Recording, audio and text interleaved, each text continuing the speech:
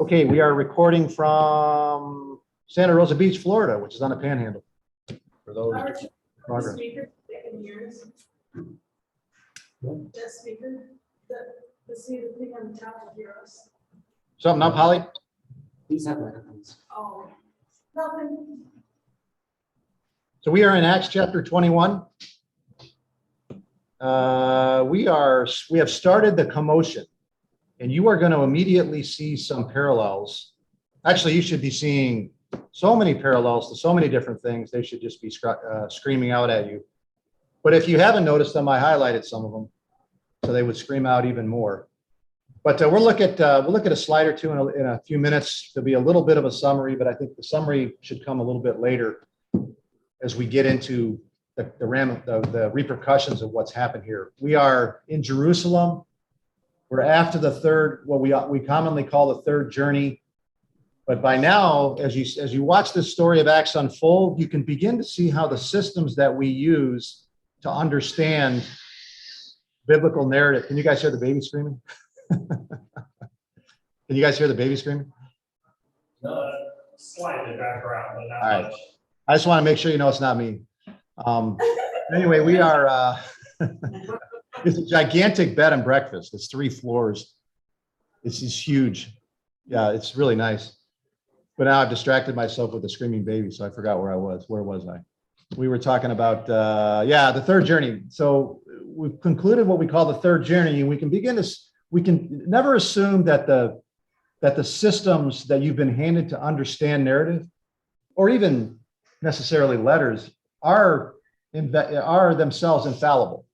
And I think the way that we understand the 3 missionary journeys of Paul kind of highlight that, because the third journey, of course, as we've talked about, is not so much a journey as it is a narrative on what happened in Ephesus, which is where the entire narrative takes place, except for the return trip, which was 3 years of his ministry. We talked about this between, if you wonder what Luke's emphasis is on, between Ephesus and Corinth, his trips to Ephesus and Corinth, that accounts for 5 years of his travels.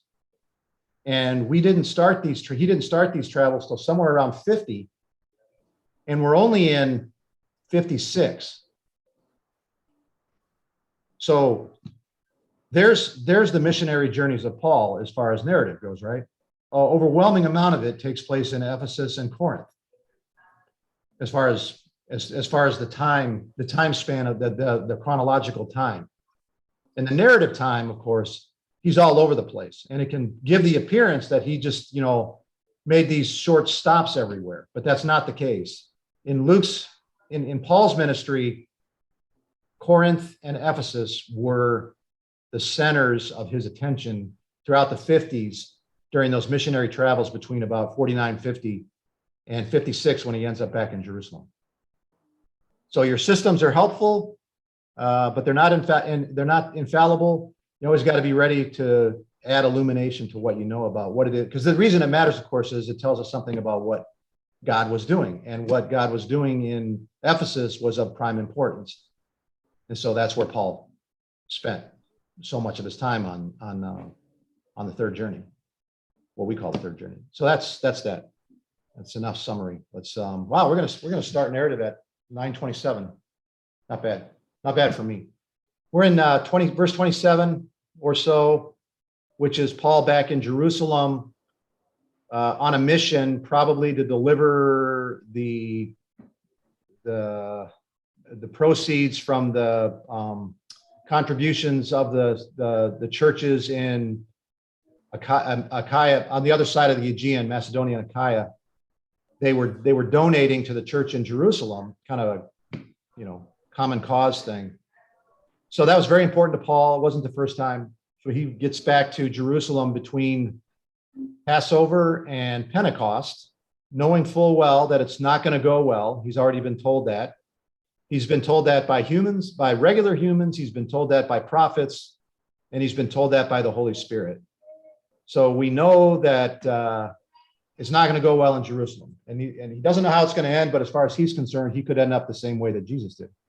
And that's the story that begins in verse 27.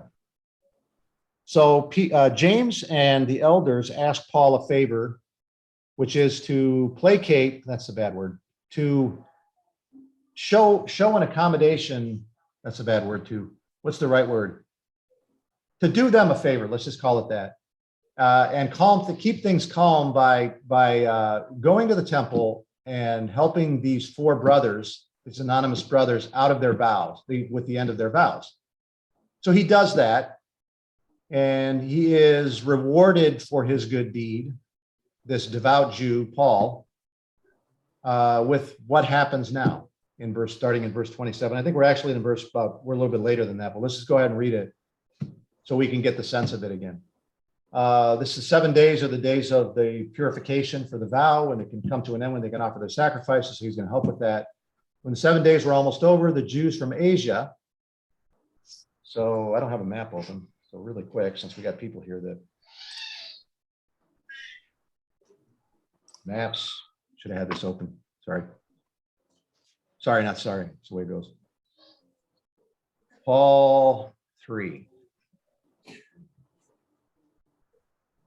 I'll see Paul 3. Paul journey to Rome, Paul 3rd there. Okay. So here's Asia, where the 3 years were spent in Ephesus. Here's his return.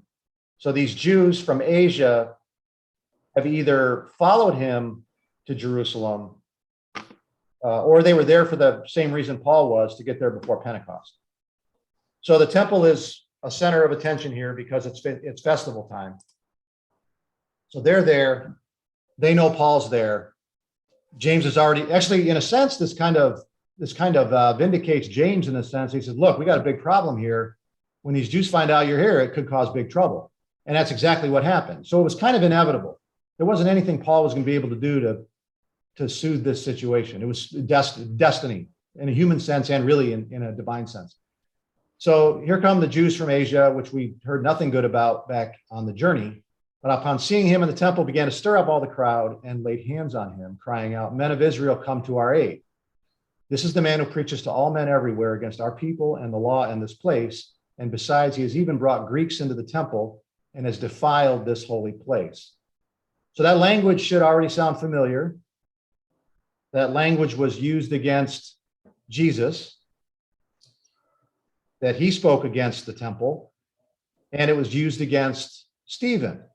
That's what got Stephen in front of the Sanhedrin some 25 years ago or whenever it was. Now Paul is there. It seems like the destiny, right? These guys are going to end up, if they're going to walk in the path, in the footsteps of Jesus, the way they're going to do it, one of the ways they're going to do it, and it could not have been lost on them, was they were going to go to Jerusalem and be accused of desecrating the traditions and the temple. So that's what happens with Paul. For they had previously seen Trophimus, the Ephesian, in the city with him, so Ephesus follows him, and they supposed that Paul had brought him into the temple. Then all the city was provoked, and the people rushed together. Taking hold of Paul, they dragged him out of the temple. This is all a replay of what happened on the second journey. Then all the city was, blah, blah, blah, blah. And immediately the doors were shut. So they think the temple's been desecrated, so their immediate reaction is to eliminate the threat, close the doors, surround it, whatever. While they were seeking to kill him, so we don't know what that looks like, but it couldn't have been pleasant for Paul, a report came up to the commander of the Roman cohort that all Jerusalem was in confusion, and we'll call him the tribune in a little bit. And at once he took along some soldiers and centurions, plural centurions, ran down to them. And when they saw the commander and the soldiers, they stopped beating Paul. So we don't know how long that happened, but I'm assuming that by the time the tribune gets there, his name is going to be Claudius Lysias. Paul was a bloody mess and not impressive in appearance. Then the commander came up and took hold of him and ordered him to be bound with 2 chains, and he began asking who he was and what he had done. But among the crowd, some were shouting one thing and some another. And when he could not find out the facts because of the uproar, he ordered him to be brought into the barracks. And when he got to the stairs, he was carried by the soldiers because of the violence of the mob. For the multitude of the people kept following them, shouting, "Away with him." So there you can see so many parallels to other narratives, and they cannot have been accidental. I have highlighted, of course, in this reddish color, the ones that mimic, the ones that parallel his situation in Ephesus, where he just came from. So this happens in Ephesus. He gets to Jerusalem, and there's a replay of what happened in Ephesus among the Gentiles. There's a replay among the Jews because of the Jews from Ephesus. And so look at the language. Filled with, the city was filled with confusion, right here, verse 29. All the city was provoked, verse 30. They rushed in with one accord into the theater. That's the Ephesian amphitheater. The people rushed together. I mean, all Jerusalem was in confusion, was filled with confusion. There's no way to mistake the parallels. He's doing it on purpose. And so what was a confusion among Gentiles in Ephesus now becomes a confusion among Jews because of Ephesians in Jerusalem. So that's what Luke is doing. That's what sort of the divine narrative wants to put before you as you think about what Paul is going through and sort of the history of redemption and how it is that God works. The response is the immune. There's the same sort of immune response, only now the immune response is among the Jews in Jerusalem, not the Gentiles and the pagan idolaters or whoever in Ephesus. And so there's this. Again, I've used the example. I've used the parallel before. Some people may not like it, but the idea of the pathogen entering the body and it provokes an immune response. And everywhere Paul goes, whether among Jews or Gentiles, that's exactly what happens. He's treated and his message is treated as kind of a pathogen, and it provokes this immune response. And so in this case, he's at ground zero because he's at the temple. So it's a bad situation. He managed to get out of, do you remember how he got out of it, the Ephesian problem? How did the Ephesian problem end?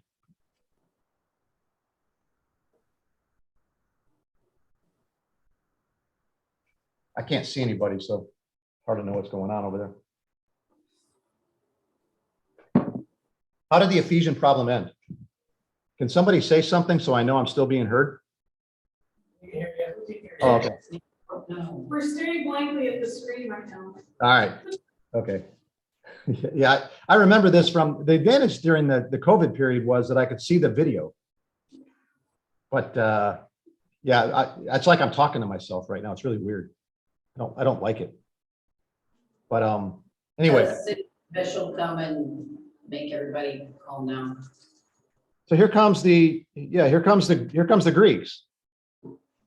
And they're gonna soothe the situation and they're gonna dismiss the crowd and nothing's gonna happen. Here, the parallel ends. Well, actually, the parallel continues. Here comes the Greeks, which is to say that the commander and his troops, and they are going to calm the situation, but they're going to do it with military power. So as soon as this commander shows up with these at least 2 centurions, did you pick that up? Right here. He took some soldiers, he took soldiers, get rid of that word right there, some, and centurions, plural. Well, if the centurion was a commander of 100, I mean, then we're talking about at least 200 troops. So why would the centurion do it, and where did he do this from? And it's time to look at one of the interesting developments that resulted from the Roman occupation of Palestine, which started in 6 AD. So here's the temple, or a reconstruction of it. What people today think that may have looked like. It doesn't really matter. But you see the structure on the upper right here? This was the Antonia Fortress. And it gives you a graphic representation of the centrality of the temple in practically every way in Israelite life. So you have the worship of the nation centered in the temple. You have the services centered in the temple. And you have the problems originating from the temple. And the Romans know this, that if there's going to be a problem in Jerusalem, Jerusalem is like a powder keg, which is going to erupt in about 8 years, 10 years. Then the powder keg is going to light off at the temple. So they attach a fortification onto the temple, so that if there's a problem in the temple, think of them as on alert all the time. They can literally get to the problem within 3 minutes because they're just there. So there may have been as many as 1,000 troops. A tribune was a commander of 1,000. Centurion, from which we get our word century, is 100. The tribune, translated into English, comes from Kiliarchus, which is 1,000. So if he's a tribune, which is the word in Greek, then he's the commander of 1,000, and he's going to take. I just woke somebody up. Morning. He's going to take 200 of them and try to calm this situation down. So there's the steps. We'll get back to the steps in a minute. That's going to matter right up in the right side here. Let me know if you can't see what I'm pointing at. Let me know here. But it's just what's that? So we can see it. Okay, it's just a great. What was that? Brian's making fun of you. It's just a great graphic representation of the Greco-Roman Palestinian situation, and it's physical. We're going to see another one of those in just a second, but I really like this picture. What the temple actually looked like doesn't really matter too much. We're going to get back to the inner court in a little bit. I'm sorry, the sanctuary and so forth. But yeah, here you got the Jews, the devout Jews doing their business. But it wasn't just a religious center. It wasn't just a center of worship or sacrifice. It was also a political center. It had a political element to it. It was a political power as well. The chief priests were the political power within Israel, and they were priests. And so the temple was central in every single way. And it's got about 10 years to go, or more like 15 years to go, 14 years. And then it's going to be gone. So great picture when you think of the powder keg, the spiritual reality, the narrative reality of Acts. You can't see it in Acts, but if you can imagine the video running, what it would have looked like if Paul is in the temple court here somewhere, you're getting ready to do this sacrifice, and this is all full. And some people, you know how mobs work. Some people see Paul and start pointing and yelling, "That's Paul, that's him, that's him." He brought a Gentile into the court, into the inner court. We'll get back to that. So this commotion starts and it just erupts. And then the word gets, they're probably looking down on it. They can probably see it, but the word gets to the tribune. They see it happening. The word gets to the tribune. He gives the order. And here now the Roman troops pour into the area to calm this, knowing full well that they can't go in here probably. But now they have to sort this out. They have to figure out what happened and who do they believe and who is this Paul. So he's got to calm the situation down to even begin to understand what the heck is going on, because if things go bad, there can be violence. They might have to put down a riot. And then the word gets back to the Syrian legate, who's the power over Palestine. And the next thing you know, the Romans are sending troops from Syria. He's sending troops in.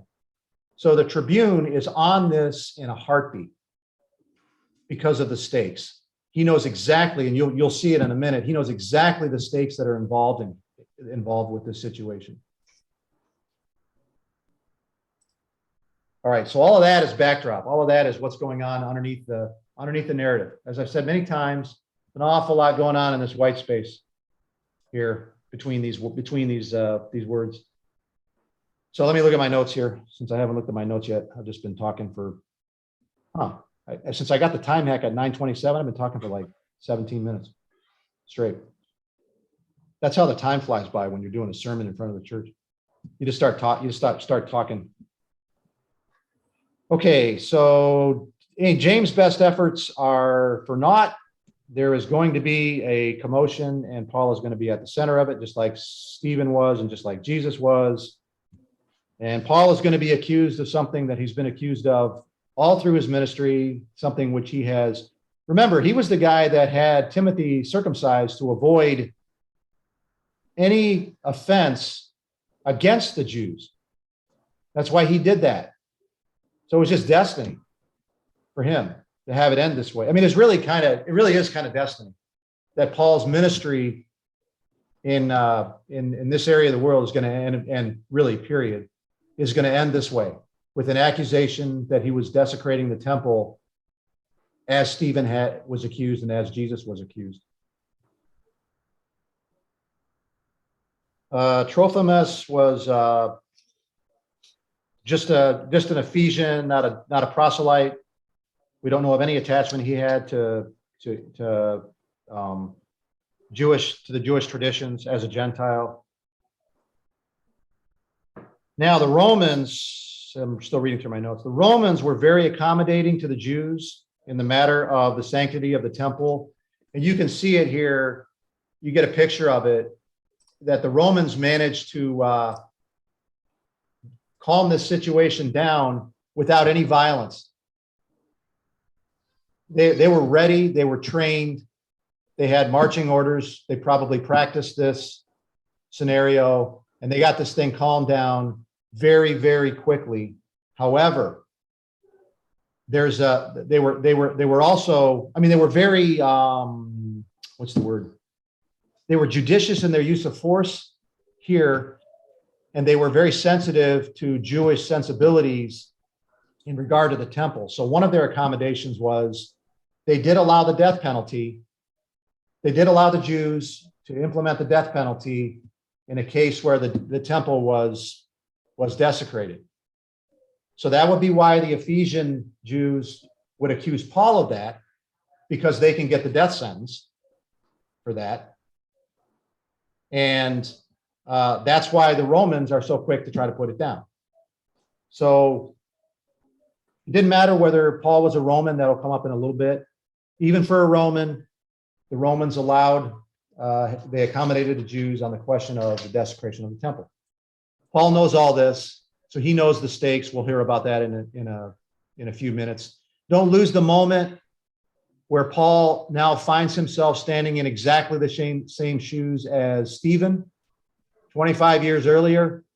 There's a starting and ending point there. Paul's life of change started with his consent to the execution to the stoning of Stephen for this very same reason, desecrating the temple, not by bringing a Gentile in, but speaking against it. That's where his life started. As really his path to where he got to now, that's where it started. And this is where it's ending. In exactly the same place, for very nearly exactly the same reason. And that cannot have been lost on Paul. He's going to bring up Stephen in his defense of himself in 26 before Herod and Festus. So Stephen was on his mind.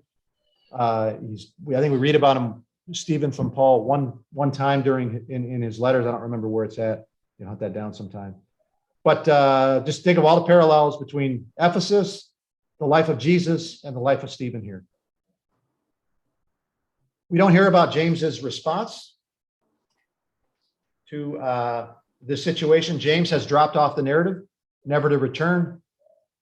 So are the elders. They're around. We don't have any idea. So basically they unwittingly created the situation that is unfolding before our eyes. Had they not asked Paul to intervene with the four men under a vow, I mean, in a hypothetical world, this never would have happened.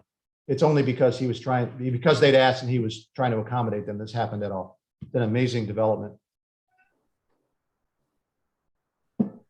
So we'll talk about James later. Let's just go ahead and make some more progress here. So that takes us to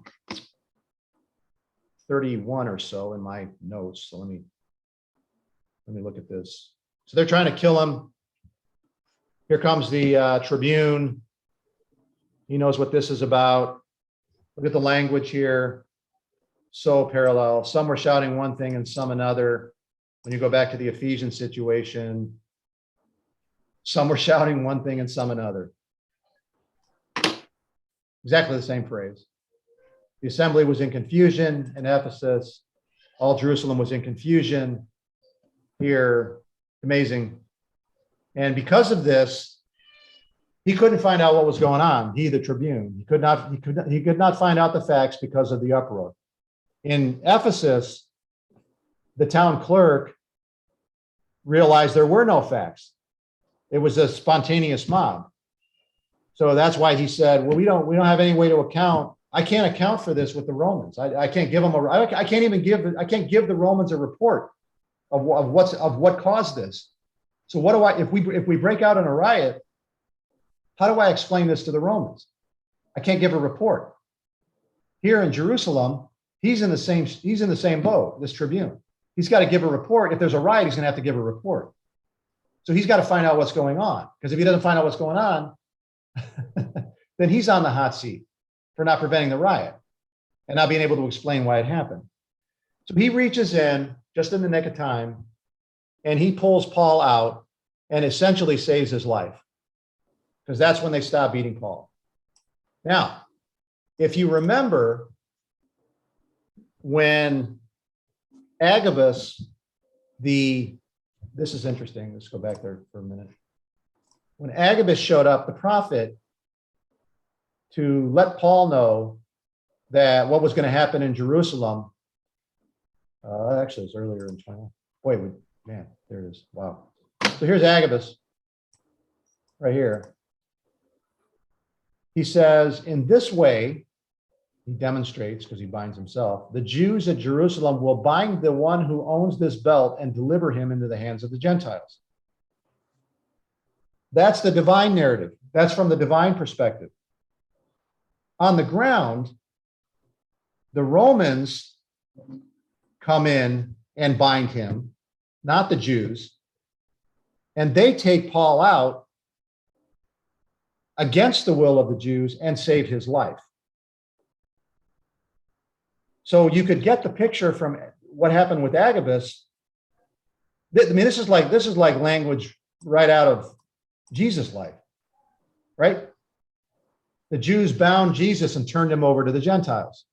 And I have no doubt that that's exactly what's in play right here in Jerusalem. So the image is very, very stark and graphic. We all know how Jesus' experience with the Gentiles ended. It ended in crucifixion. So when Agabus says this about Paul, everybody has to think the same thing, that he's going to be executed in some way in Jerusalem.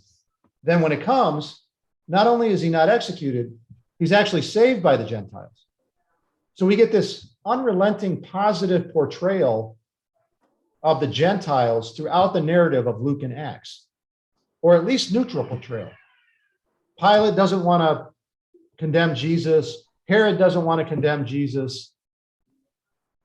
The centurion at the cross says, Roman centurion says, surely this man was innocent. Don't lose the moment, by the way, that was a centurion at the cross, which means there was 100 soldiers there. When Jesus was executed, they were expecting problems. And now the Tribune, the Roman, has to come in and save Paul from the Jews as well. So it's, and the town clerk that calmed the crowd down in Ephesus, that also probably saved Paul's life. So it's just an interesting, it's one of the elements of the story that you just don't notice until, I mean, you don't notice it until you notice it. And then when you do, you just marvel at it. It's an amazing way that the narrative of Luke and Acts unfolds and the history of redemption. So this is Paul's situation. Been torn apart by the Jews. Romans come in and save his life. If you guys want to say something, just pop in. I'm just talking at this point. Okay. So that takes us through. It would be nice to get this done if we can. I don't know why I'm not in any kind of hurry, so I don't even know why I'm paying attention to it. But all right, so let's go to verse 36 here. The multitude of the people kept following them, shouting, "Away with him! Well, you can't miss that one. Right? I mean, that parallel right there. You have Luke 23. These are the Jews again, to the Gentiles. Now they're talking to themselves with Paul. But here, away with this man. In Luke 23, released for us Barabbas. John 19, which is a different tradition of writing, but away with him. That's almost exactly like the Acts 21 narrative. Away with him. Away with him. This is supplied by the New American Standard, repeated twice. So you can't miss that. Well, you can, but if you do, you miss something important. So if you're Paul, once again, you're being pulled apart and you're hearing the mob, and well, I'm gonna be crucified. I'm gonna be executed for the same reason Jesus was, and in the same place, as far as Paul's concerned. Then here comes the Roman Tribune. And Paul thinks, oh, wait a minute, maybe I got a chance after all. I don't know. I'm just, not inside Paul's mind, but if you try to imagine his situation, he's sitting there going, look at me. Look at where I am, where Stephen was, where Jesus was. How did it end for them? Well, I was at the second one. I know how that one ended. So, well, then here comes the Roman Tribune that pluck him out. And not only do they pluck him out, they carry him out. Right here. They physically carry him out to keep him safe from the Jews. So it takes a turn for the better that it did not take for Jesus or Stephen. So let's go back to let's look at the inscription. So I told you before about the death sentence for desecrating the temple, even upon a Roman. Well, they uncovered this inscription on rock, on a stone buried near the temple, I think in the 1990s. I don't remember when. That's Hebrew. I can't read Hebrew and I can't read rock. So I can't read rock Hebrew. But I pulled it out. I looked it up, and it's what it says. No foreigner is to enter within the balustrade, which means like a banister, like a guardrail. I looked that up too. I didn't know the meaning of that word. And the forecourt around the sacred precinct, we'll look at that in a minute. Whoever is caught, whoever of the foreigners, doesn't matter who, Roman or not, is caught, will himself be responsible for his consequent death. So that was the sign posted on rock in the temple before you come into the court. So here's the court of the Gentiles. You're allowed to be here if you're a Gentile. You're allowed to be here if you go, oh, this is such a beautiful picture of the social caste system, right? It's a social caste system in Rome. In the Roman Empire, in the Greco-Roman world. It's a social caste system in Israel, and it's a spiritual caste system of exclusion. And you can see it so starkly portrayed in the way the temple was managed in the first century. And you can see the exclusion, that graphic portrayal, physical portrayal of the exclusion of the Gentiles from full participation in the people of God. And it's represented, of course, by this stone, written in stone, representing graphically the exclusion of the Gentiles. And this stone, graphically representing the exclusion of the Gentiles, ended up precisely where it belonged, buried underneath the ruins. And now it's a museum piece, which is exactly where it belongs. It's just such a great, a couple thousand years later, they uncover this symbol on rock, on stone, carved on stone, this symbol of Gentile exclusion that's no longer in effect. It's just such a great graphic picture of what God has done to bring about, and Paul was in the center of, to bring about the redemption of the Gentiles.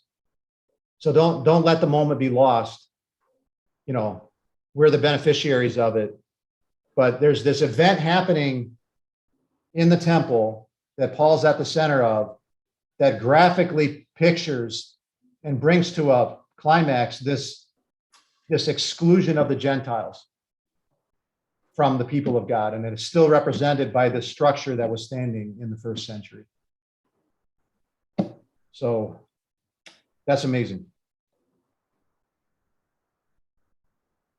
And it also represents, of course, the barrier between Jews and Gentiles, right? So when Paul talks about, where's that at? You know, you got to wonder about this this narrative. What is it? The barrier, maybe? Let's take a look here. Yep. Okay. What a coincidence. I'm making this up as I go along here. We often read, this is Ephesians chapter 2. We often stop right here. This is where we stop reading. Some of us go further. I'm exaggerating, of course you read, but we tend psychologically to think this is, you know, the most important thing that Paul said in the book of Ephesians. By grace you have been saved through faith.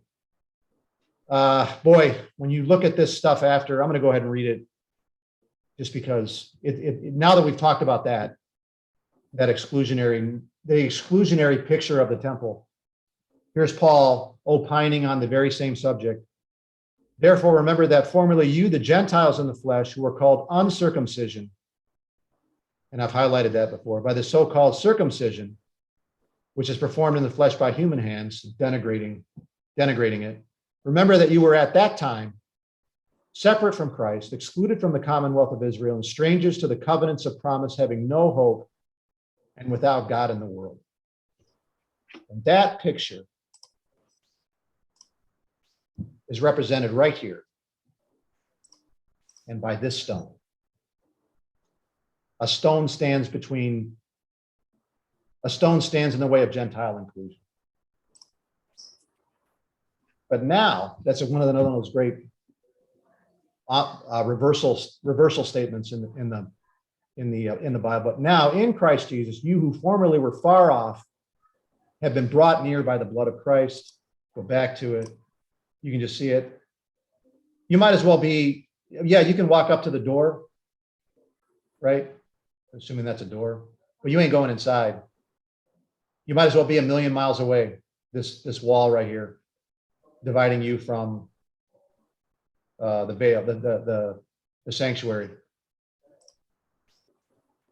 Been brought near by the blood of Christ, for he himself is our peace, who made both groups, what groups? Jew and Gentile, into one and broke down the barrier of the dividing wall. Oops, I'll highlight that so I don't forget it. I'll think about that later. By abolishing in his flesh the enmity, which is the law of commandments contained in ordinances, so that in himself he might make the two, Jew and Gentile, into one new man. Interesting phrase there. And might reconcile them both in one body to God through the cross, by having put to death the enmity, hostility. You know, boy, it's just so graphically pictured right there. So when this thing is destroyed in 70 AD, that is also going to be a graphic representation of the breaking down of the barrier, the dividing wall of hostility. So I'm not sure exactly what he's talking about the law right here with the dividing wall of hostility, the enmity, but you see it so starkly pictured right here. This wall right here, the dividing wall of hostility. I'm analogizing a little bit. If I was doing a sermon, I wouldn't say that because Paul doesn't say that, but you got to wonder if these guys looked at this thing and they see all these Gentiles out here and they see these Jews here and the women over here, boy, when you read that stuff in Hebrews, it's just amazing when you think of this wall right here. And you got the Romans right here guarding over the whole thing, protecting its sanctity, the full force, the Roman peace, the Pax Romana, the full force of the Roman Empire, enforcing this spiritual and social caste system represented by the temple. That's amazing. So then you are no longer strangers and aliens, but you are fellow citizens, a great statement. Jews and Gentiles, you're fellow citizens with the saints, members of God's own household, having been built on the foundation of the apostles and prophets, prophecy predicted by the prophets, foretold by the prophets, announced by the apostles, Christ Jesus himself being the chief cornerstone, There's that language of a temple again, in whom the whole building, getting temple language, maybe. I'm kind of thinking this through right now. Being fitted together is growing into a holy temple in the Lord. So it's like, you can just imagine this one coming down. And now there's a new structure taking place with Christ Jesus as the cornerstone. And the structure itself is this one united people of God. And all of these distinctions just get obliterated. And it's just such a great picture. It's a physical picture that he gives in Ephesians chapter 2. We tend to stop at verse 10, but this is a great sermon right here. But in order to understand it, you can understand now why narrative is so important. I mean, we can read this and we can think about it, but how much how much more fully do you understand what he's doing here theologically, and how much more real it was, and even emotional, if you understand what was happening to Paul in Acts 21. And in order to understand that, you have to understand something about what went into the situation that he found himself in at that moment. So there's something for you to ponder this week, how 1400 years of development of religious traditions goes into understanding these 12 verses right here in 11 through 21 from a divinely inspired author who never would have thought of it on his own. This is divine revelation right here. You don't figure this out. You don't even figure this out on reflection. You know this because of supernatural revelation that then plays out in real life. And then you can see the parallel. You can see it, the connection between the two. Okay, that was all ad lib. So hopefully that wasn't boring or useless. I don't think so. I mean, if I was going to get emotional, which I don't have very often when I read the Bible.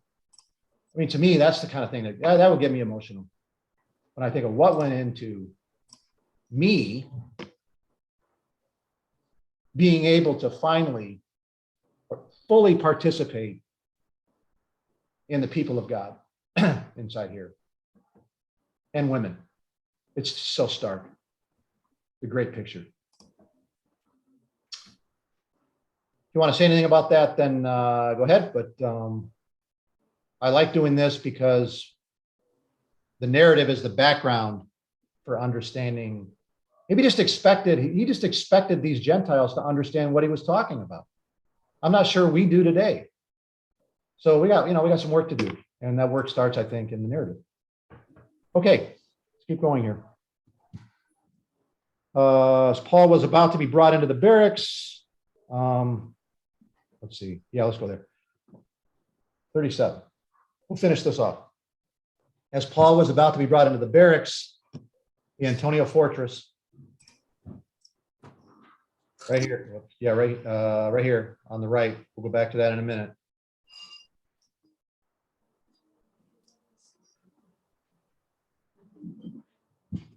He said to the commander or tribune, the commander of 1,000, "May I say something to you?"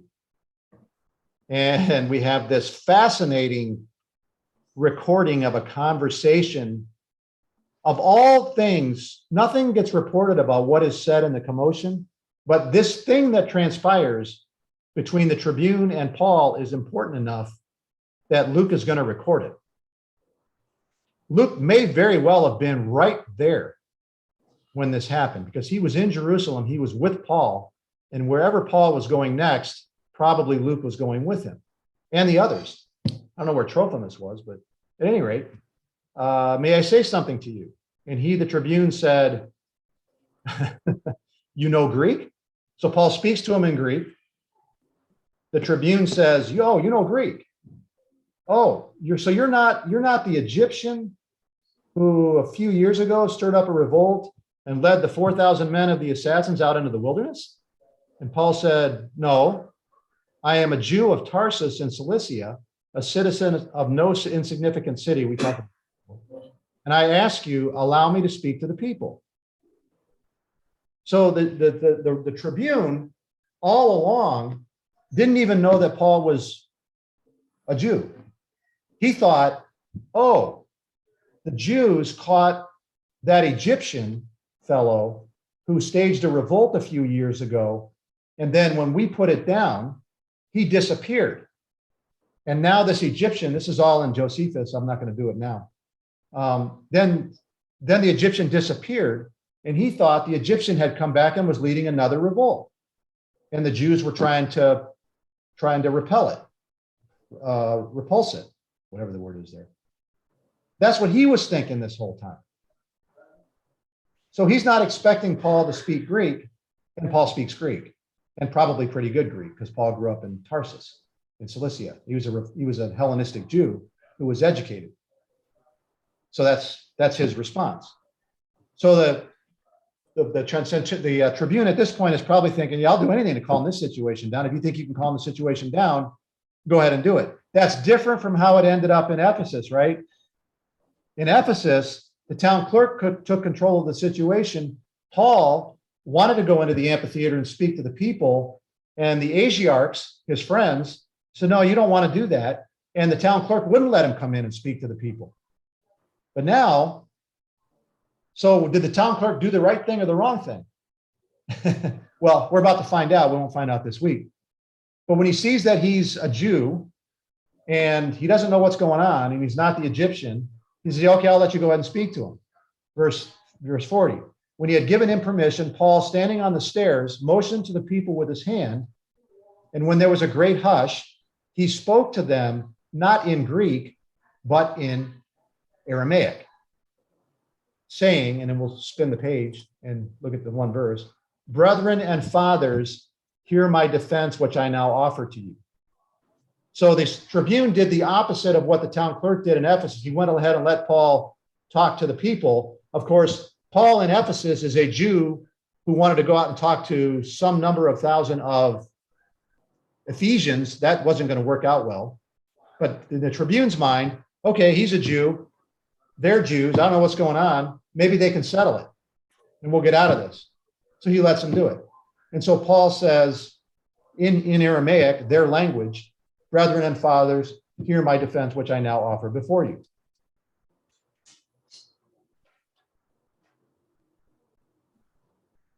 So he speaks. How did this go? I had a thought on this a little while ago.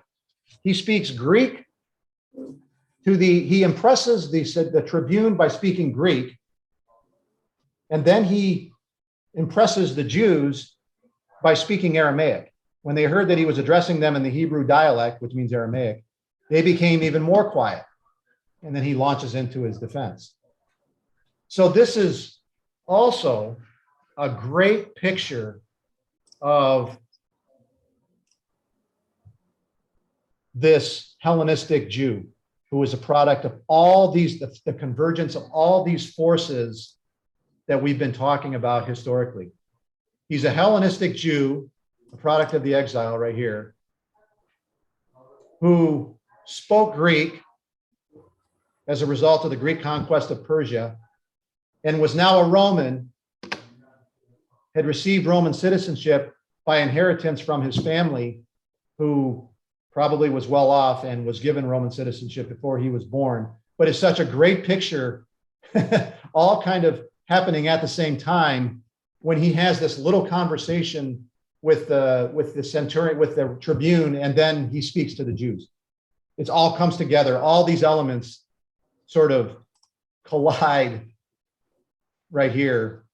This Hellenistic, Jewish, Roman Christian, they all kind of converge on the steps of the Antonia Fortress when Paul has to account for himself. So going back to the steps, he's probably right here. You know, they take him out of the temple, they shut the doors, they carry him up. He stops them. He stops the Tribune and says, hey, can I talk to him? So there's a bunch, imagine, if you can imagine a bunch of angry Jews down here, and he's now going to hush them, or he's going to try to, and then offer a defense of himself down here.